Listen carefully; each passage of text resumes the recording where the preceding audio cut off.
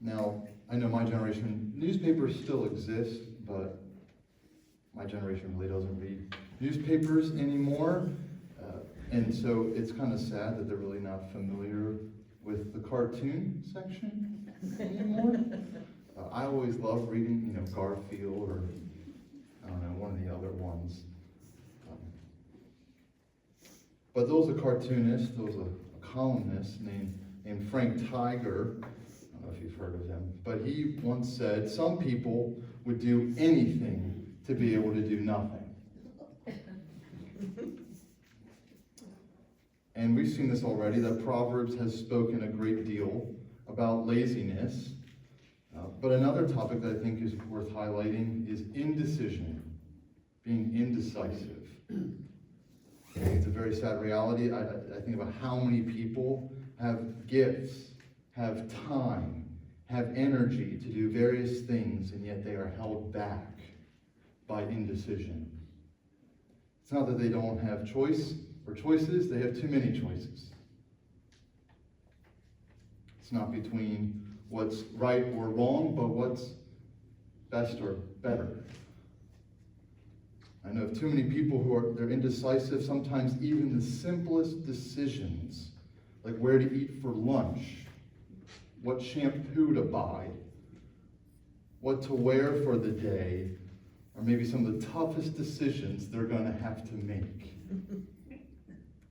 I know Christians are not immune to this.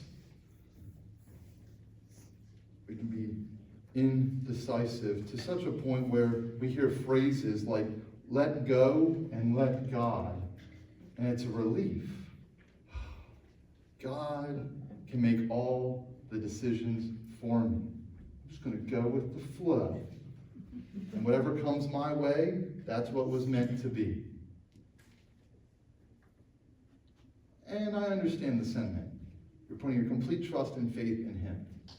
But He also gave you feet to move, and hands to wave, and eyes to see, and ears to hear, which is why I prefer the motto by pastor theologian J.I. Packer. The Christian motto should not be let go and let God, but trust God and get going.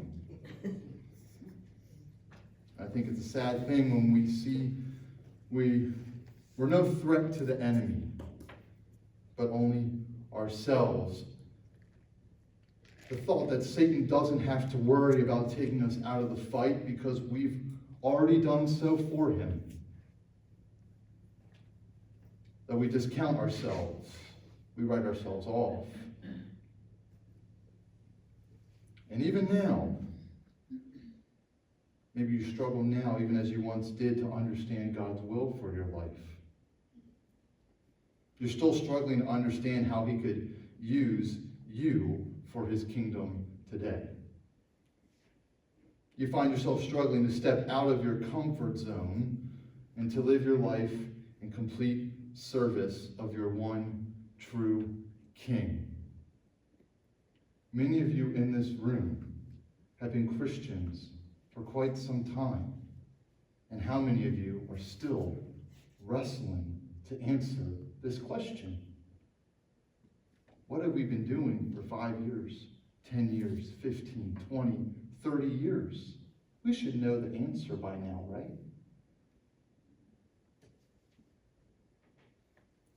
And perhaps maybe you're not lazy, you're not sluggish, you're going, maybe the Lord will use me. Maybe you're not lazy, maybe you're not tired, maybe you're scared. Maybe you're not the sloth, but of little faith. You don't think God could still use you.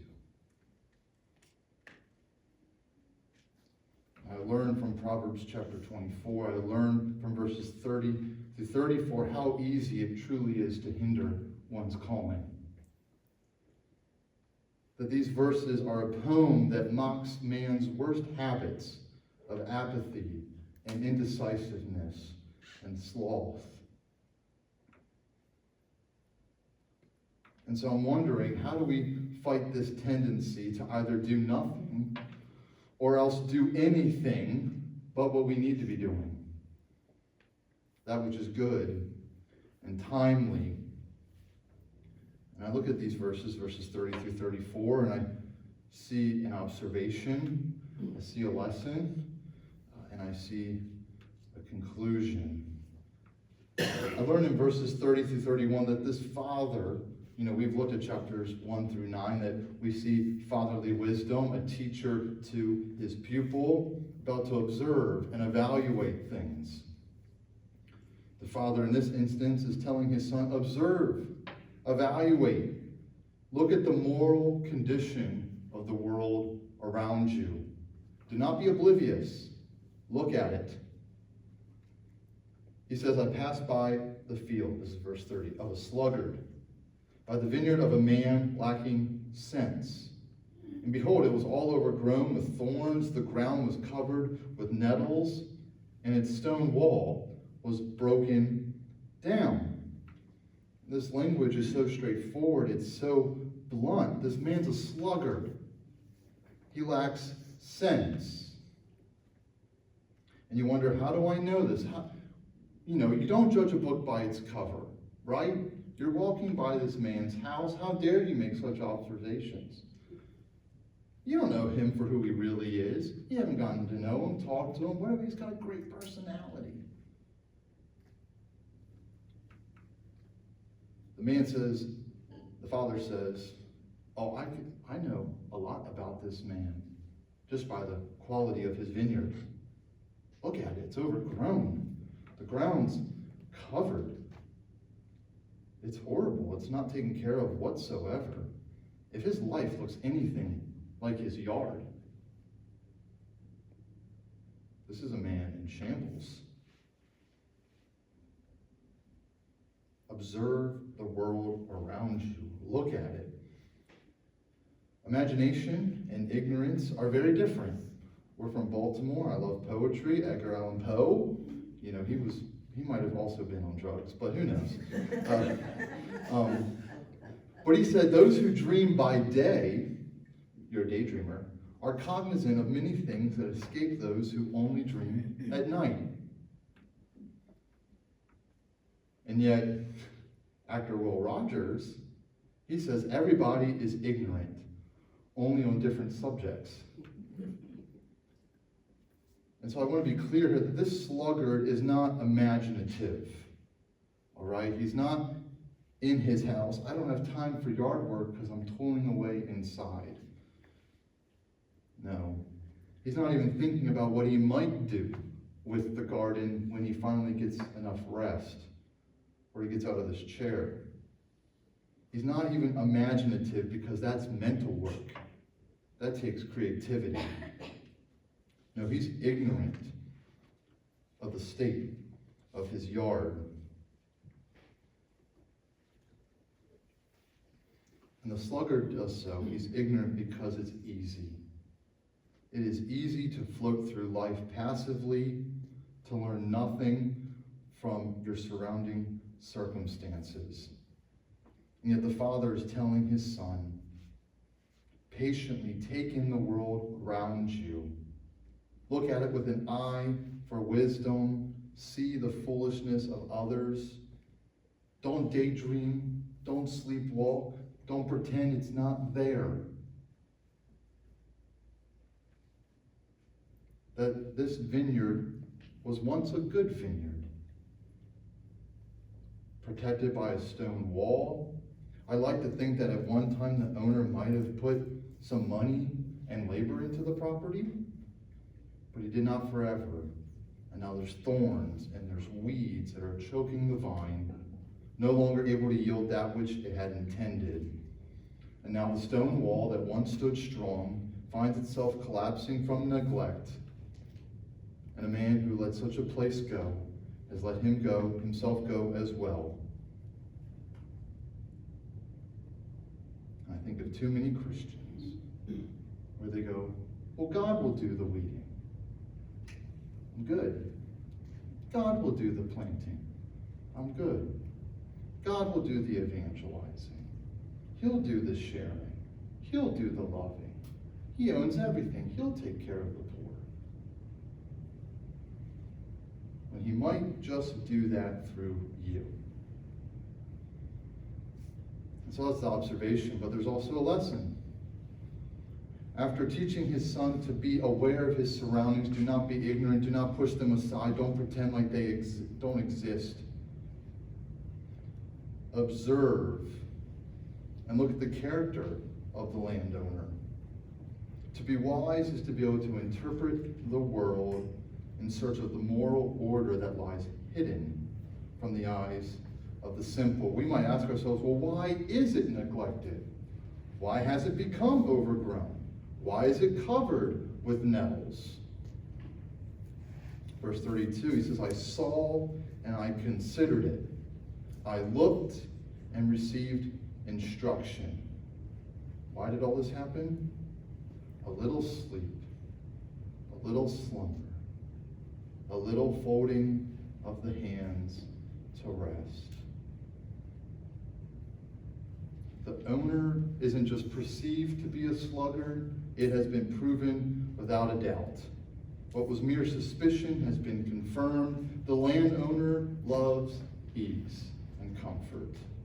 He can't get up in the morning, and when he does, he decides it's too late to start work for the day. Like a farmer who sits on his porch, he has his hat over his eyes, he's lying in his rocking chair, and he has no fear of the harvest withering away because he never planted it in the first place. It's never tilled.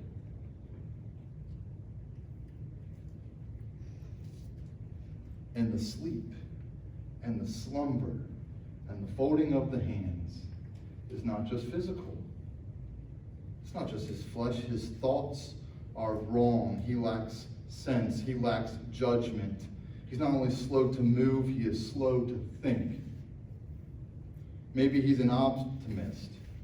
He hasn't taken to heart the reality of the evil in the world that's around him. Maybe he's a pessimist and has yet to come to terms with the results of sin and then try to mitigate them.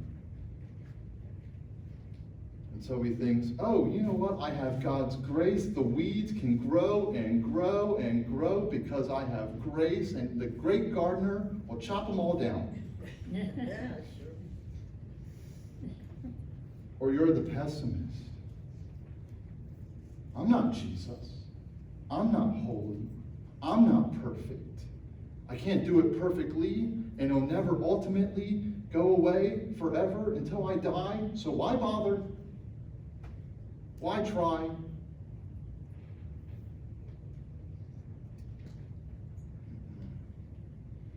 And so maybe we just pretend like it's not really there at all. That we don't have a calling. We don't have a problem. We don't have a solution. We don't really have anything. And it's great. Ignorance really is bliss. There's no fear of being indecisive when there's no need for decision. And yet, is that not also a choice in and of itself? Now I'm thinking of the Rush song, Free Will. By choosing not to decide, you still have made a choice. But maybe it's one that goes nowhere. And so what's the result? The result of such neglect, the result and the consequence. The humiliation of being a sluggard, and now even being a sloth. That some of us, we know God is in control. He is sovereign, that the end has been determined. And yet we take ourselves out of the equation thinking that maybe we are the means to that end, though. That we lie back and we wait for God to work. And you've forgotten that you are his work. And that he will work through you. So that you wouldn't let go and let God. So that you would trust God and get going. Because we see the end for the sluggard, and I do not want to see that be the end for any of you. Complete ruin, a lack of purpose, wasted time, a hindered calling. The verses 30 through 33 build up and build up and build up, and we learn what would happen to this man if he continues in this way. Verse 34, that poverty will come upon you like a robber, and want like an armed man. And I'm not saying actual armed robbery is going to take place, but the poverty and the scarcity is the end result of neglect. I think of how sad it is that so many Christians are alive today, and they're not necessarily neglecting or guarding a literal vineyard. But maybe there's no broken down wall. Maybe your property is not overgrown with weeds. But you are neglecting your finances. You are slumbering on your social life. You are folding your hands to your health. But what's interesting, there is one thing that I found Christians rarely neglect. And it's amazing. It's truly an amazing thing. What's one thing I could say I see Christians never neglect? Their own comfort and their own peace of mind.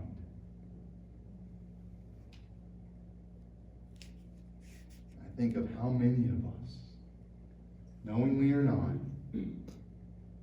are willing to lose one of the greatest blessings that God has given to us in Jesus Christ. That we would be willing to hinder our calling, to forego the ways that God might be seeking to use us for the sake of ease and comfort and peace of mind.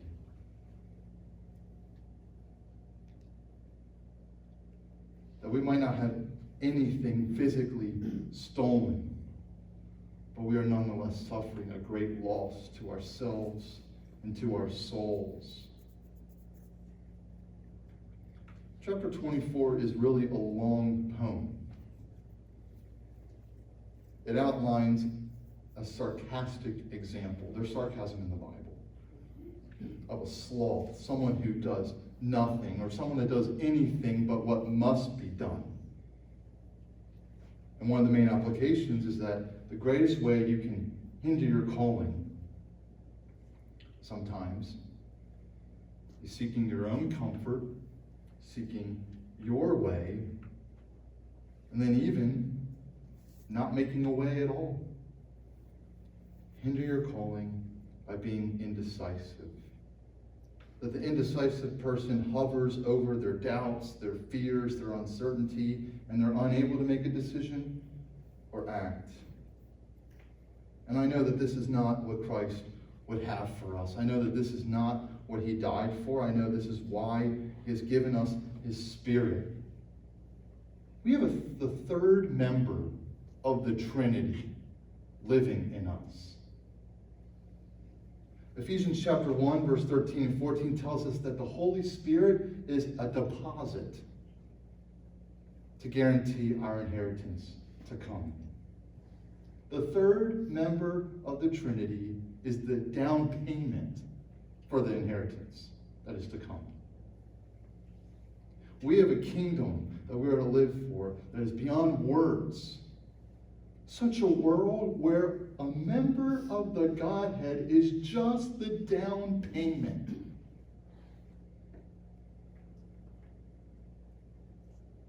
And we look at the words of Christ, and we see what he says, and we scratch our heads and wonder, how could that really be? We hear Christ's words saying, all authority in heaven and on earth has been given to me. We say, so what? Not that much power. Not enough power to change me, not enough power to change this world. No, that he could say, I am with you now, even to the very end of the age. And we say, not close enough.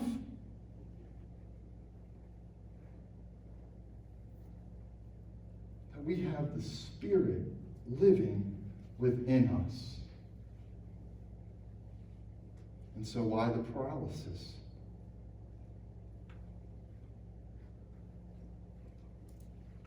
Are we afraid? Intimidated? And of course, any action involves some sort of risk. Not denying that. Actually, true wisdom recognizes that. But it then moves past it. And at the same time, indecision should never be confused with hesitancy. It's okay to be hesitant sometimes. It means you're at least prepared to act even if you're just delayed a little bit. But the person that doesn't know where to go or if they should go, you don't have any confidence, no determination. And so really, why do I get going at all? Wisdom teaches us that the one needs both a willing commitment and a vision to get to work in this world, folks. No matter what the uncertainty or risk might be, this is what Paul tells us in Romans 12. He warns us not to be slothful in zeal. He tells us to always be pursuing our sanctification, always be pursuing ministry in the church. We want to see God work. That's how he works. We are called to love the Lord with all of our heart, soul, mind, body, and strength. That your heart, you love him with all of your feelings, all of your emotions, all of your thinking. With all of your soul, that means everything that makes you up as a person. Your mind, emotions, and your will. Your mind, that every thought, every desire, every conception, if it's in your brain, it should be for him. That you love him with your body, your physical body, the body of death and sin that we are dying to, that we become a new man or woman. We are to use our eyes and our ears and our hands and our feet to serve Christ.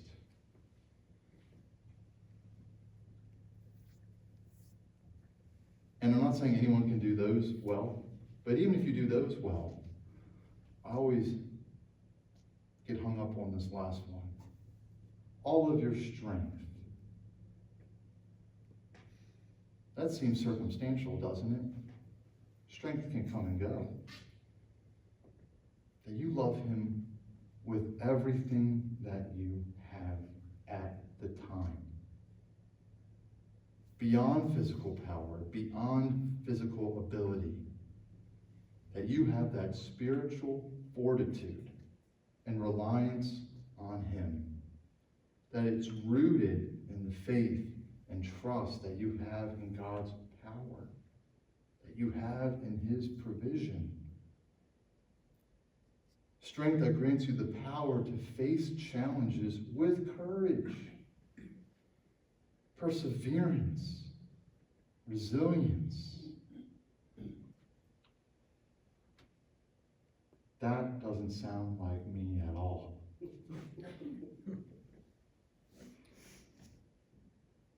And yet it's the key component of spiritual growth and maturity. But that's why I'm also so encouraged by the words of Paul when he says, well, when I'm weak, then I'm strong. Because God's power is made perfect in what? Weakness. Not having it all together all the time. Not being able to speak the best, move the best, laugh the best, cry the best, tithe the best. You guys have written yourselves off with a criteria that does not exist.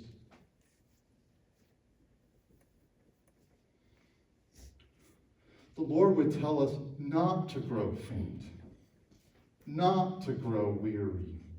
Christ would tell you, don't be afraid, don't doubt, have faith. Don't be paralyzed, don't be indecisive. Trust me and get going. You never stop. We see Christ even tell us in the parable of the talents how 3 individuals approached how they were going to steward the master's wealth. Everyone gives the indecisive servant a bad rap. He buried it. What an idiot. God gave you a gift, use it. Practically speaking, can't blame him. Can't lose it if I don't use it. And so he buries it. He's not sure what to do even with it, so he just kind of keeps it for safekeeping. And we know what happens to him. The master returns and he is rebuked. And yet I also think of this, that there's one decision people are not more indecisive about than the choice to follow Christ. To repent of their sins. To choose wisdom over folly. Faith over fear. That when it comes to the gospel, most people are so ready to sit on the fence. We're ready to do nothing, or I'm going to busy myself and push away and distract from the urgency of the message. And so I pray for all of you that today you would hear his voice, that it would be a sounding of the horn, that it would be ringing in your ears when your head hits the pillow, that you would remember the word of Hebrews in our New Testament reading, that as long as it is called today, you would serve him. You would trust him. And you say to yourself, Pastor, I do believe. I am saved. I'm not hesitating to believe. I want to serve.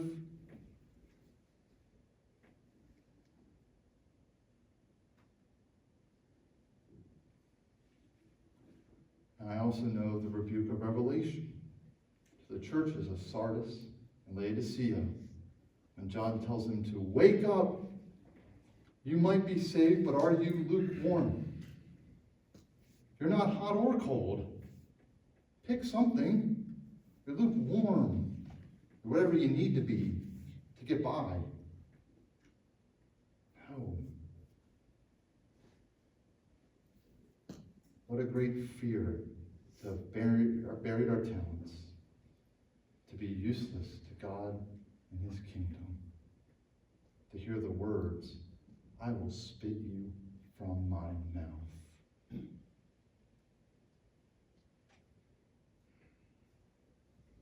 so I pray as one who seeks to go before you and lead by example, that we would choose his way over our ways, that we would choose wisdom over folly, and faith over fear, and that whether it's 5 talents, 3 talents, or 1, whether it's millions and millions of dollars, or a lonely woman with 2 coins, you give everything for him, because he has given everything for you.